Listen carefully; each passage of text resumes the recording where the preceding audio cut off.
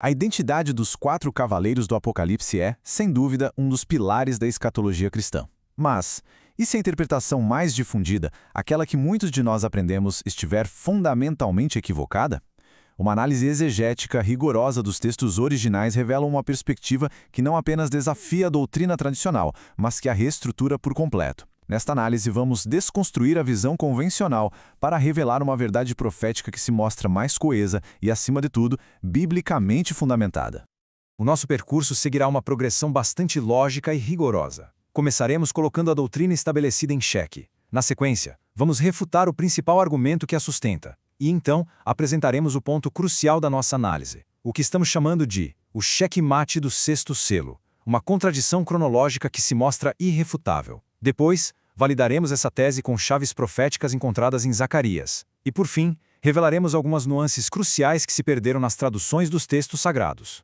Bem, o ponto de partida de toda a nossa investigação é a identidade do cavaleiro do cavalo branco. A doutrina que predomina, especialmente no meio pré-tribulacionista, o identifica como o anticristo. A pergunta que precisamos fazer é: essa interpretação realmente se sustenta diante de um escrutínio bíblico mais amplo e profundo? Para compreender a verdadeira natureza dessa profecia, é preciso, antes de mais nada, abandonar preconceitos. A proposta aqui é uma reavaliação completa do sistema escatológico tradicional. E tudo começa com a figura mais controversa de todas, o primeiro cavaleiro. Este quadro apresenta o contraste fundamental. De um lado, a visão tradicional que associa todos os cavaleiros à figura do anticristo. Do outro, a visão atualizada, que identifica o cavaleiro do cavalo branco como o próprio Jesus Cristo. Essa identificação se baseia no texto de Apocalipse 6, que diz que a ele foi dada uma coroa, e ele saiu vencendo e para vencer. Ora, essa é exatamente a mesma linguagem usada para descrevê-lo em Apocalipse 19, quando ele retorna como Rei dos Reis. A coerência textual, portanto, já aponta para uma única identidade. Essa interpretação tradicional acaba funcionando como uma espécie de armadilha teológica. Ela força uma leitura em que os selos devem, obrigatoriamente, representar a tribulação do anticristo. Essa premissa, embora seja essencial para a doutrina do arrebatamento pré-tribulacional, foi absorvida de forma acrítica por muitas outras correntes de pensamento, e isso acabou distorcendo a interpretação correta dos eventos. Vamos agora passar à refutação do argumento central, o argumento mais forte utilizado para negar a identidade de Cristo como primeiro cavaleiro. É um pilar lógico que, uma vez que a gente o desconstrói, compromete toda a estrutura que se opõe a essa visão. E a objeção é esta: se Jesus, o Cordeiro, está no céu abrindo os selos, como é que ele pode, ao mesmo tempo, ser o cavaleiro que sai à terra quando o primeiro selo é aberto? Essa aparente contradição é de fato a pedra angular de toda a interpretação tradicional. Essa lógica, na verdade, impõe uma limitação desnecessária à natureza da visão profética. Ela parte do pressuposto de que o iniciador de uma visão não pode ser também o protagonista dentro dela. No entanto, a profecia bíblica não opera sob as regras de uma narrativa linear e terrestre. O cordeiro que abre o selo está, na verdade, revelando uma visão de si mesmo em sua própria atuação ministerial na Terra. A refutação definitiva a essa objeção não está em uma argumentação filosófica complexa, mas na própria cronologia apresentada no livro do Apocalipse. O sexto selo, por si só, contém o checkmate que invalida completamente a linha do tempo tradicional. Em Apocalipse, capítulo 6, dos versículos 12 a 14, a abertura do sexto selo é descrita de forma muito clara. O sol se torna negro, a lua como sangue, as estrelas do céu caem sobre a terra. Os reis e os poderosos se escondem, porque, como diz o texto, é vindo o grande dia da sua ira. O texto é inequívoco. Este evento é a segunda vinda. Agora, vamos comparar essa descrição com as palavras do próprio Cristo em Mateus 24, versículo 29. Logo depois da aflição daqueles dias, o sol escurecerá e a lua não dará a sua luz e as estrelas cairão do céu. Os sinais são idênticos, a terminologia é a mesma. Biblicamente, este cataclismo cósmico é um evento único que sinaliza o fim. E é exatamente aqui que reside a contradição fatal da linha do tempo tradicional.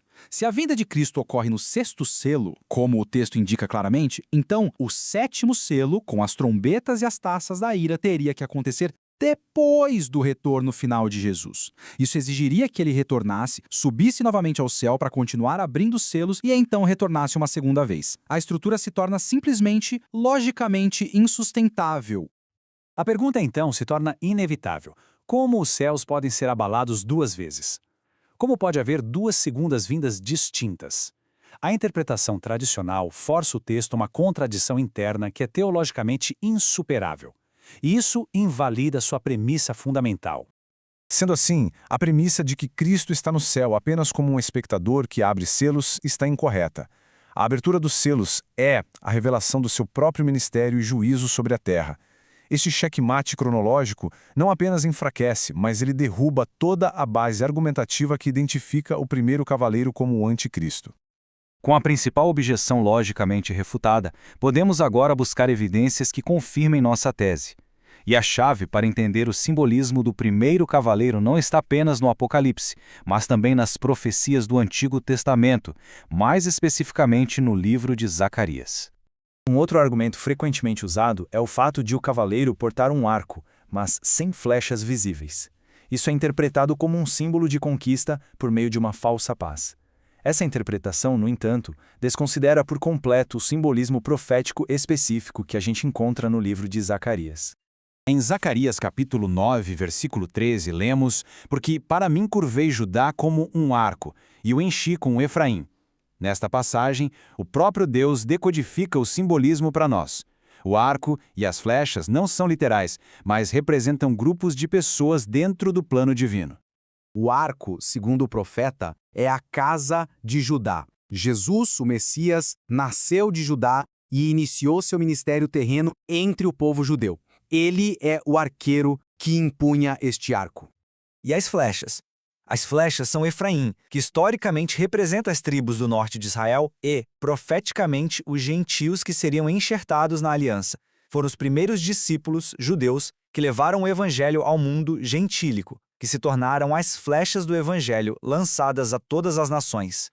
Esse simbolismo profético se alinha de forma perfeita com a grande comissão. Cristo, o arqueiro, usa o arco de Judá para lançar as flechas do evangelho através dos gentios. Ele não precisa de flechas em sua aljava, porque sua obra de lançamento já foi iniciada, e ela continua vencendo e para vencer, através da expansão da igreja. E para finalizar, vamos analisar como a precisão da linguagem original, o grego, pode aprofundar e refinar nossa compreensão dos cavaleiros seguintes, atualizando assim nosso sistema interpretativo.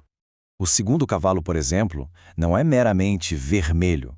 O termo grego utilizado é pyros, que compartilha a mesma raiz de fogo e pirotecnia. Isso sugere não apenas o derramamento de sangue, mas uma guerra de fogo, uma descrição profética que ecoa com a natureza da guerra moderna, desde armas de fogo até o poder devastador de explosões nucleares. Da mesma forma, o quarto cavalo é tradicionalmente traduzido como pálido, só que o termo grego é chloros, de onde nós derivamos a palavra clorofila. A cor é um verde pálido, a tonalidade da doença, da pestilência, da decomposição cadavérica. A precisão do original nos oferece uma imagem muito mais vívida e terrível do que uma simples palidez. Esses exemplos linguísticos, somados à irrefutável contradição cronológica do sexto selo e à chave profética de Zacarias, demonstram a necessidade de reavaliar interpretações que foram consagradas pelo tempo. A identificação de Cristo como o primeiro cavaleiro não é uma heresia, mas sim uma conclusão lógica que harmoniza a totalidade da profecia bíblica. A questão que permanece é: que outros mistérios aguardam aqueles dispostos a examinar os textos com rigor e sem os filtros de doutrinas pré-concebidas?